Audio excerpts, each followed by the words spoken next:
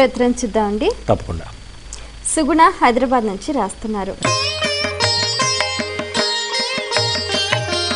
మందపల్లి క్షేత్రంలో ఉన్న దైవం శనిదేవుడా లేక శివుడా తెలుపగలరు అంటూ రాస్తున్నారు. మందపల్లి అసలు మందుడు అంటేనే శనీశ్వరుడు, నవగ్రహాల్లో శని. చమత్కారం ఏమిటంటే మందహ అంటే నెమ్మదిగా నడవడం అని, మందగమనం. శనీశ్వరుడి పేరు కూడా అదే. మనం శని శని అంటున్నాం కానీ నిజానికి అసలు శనీశ్వరుడి పేరు ఏంటంటే శనైశ్చరహ. శనైహి అంటే మెల్లమెల్లగా, చరహ అంటే కదిలేవాడు. మొత్తం 9 గ్రహాల్లో శనిగ్రహం యొక్క కదలిక చాలా నిదానంగా ఉంటుందన్నమాట. అందుకని ఆయన శనైశ్చరుడు అన్నారు. అంతేగాని శనీశ్వరుడు అనే మాట లేదు లోకంలో ఎక్కడ. కానీ మందపల్లి క్షేత్రంలో ఒకప్పుడు శనీశ్వరుడు, శని ఈశ్వర రూపాన్ని ప్రతిష్ఠ చేశాడు, శివలింగాన్ని ప్రతిష్ఠ చేశాడు.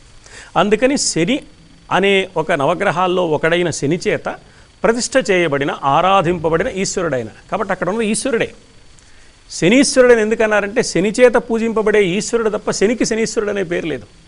శని చేత పూజింపబడిన ఈశ్వరుడు. ఎందువల్లంటే ఈ శని తనకేదో ఇబ్బంది కలిగితే ఈశ్వరుడిని ప్రార్థించాడు. మనం ఏమనుకుంటామంటే శనిగ్రహ ప్రభావం చాలా ఎక్కువగా ఉంటుంది మన మీద అంటున్నాం. కానీ మందపల్లి క్షేత్రం ఏం చెప్తోంది అంటే, మందపల్లి అనే మాటలో ఉన్న మంద శబ్దం, శనైశ్చరహలో ఉన్న శనైహి శబ్దం ఒకే విషయాన్ని తెలుస్తుంది, నెమ్మదిగా జరిగే వ్యవహారం. అందుకోసం వచ్చిన మాటలు అవి.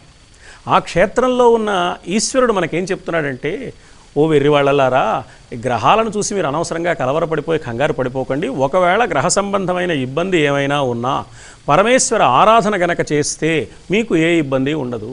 మిమ్మల్ని అన్ని గ్రహాల కంటే ఎక్కువ ఇబ్బంది పెడతాడని మీరు మానసికంగా భావించే శనిదేవతే నన్ను ఆరాధించి ప్రయోజనం పొందుతున్నప్పుడు ఇక మీకు భయం ఏమిటి అనే ఒక సందేశాన్ని ఆ మందపల్లి క్షేత్రంలో ఉన్న ఈశ్వరుడు మనకు అనుగ్రహిస్తున్నాడు అనమాట. అందువల్ల అక్కడ ఉన్నవాడు ఈశ్వరుడే కానీ శని కాదు. శని చేత ప్రతిష్ఠింపబడిన ఈశ్వరుడు. మనకి ఈశ్వర దేవాలయాలు చమత్కారంగా ఉంటాయి. అగస్త్యేశ్వర స్వామి దేవాలయం అని ఉంటుంది.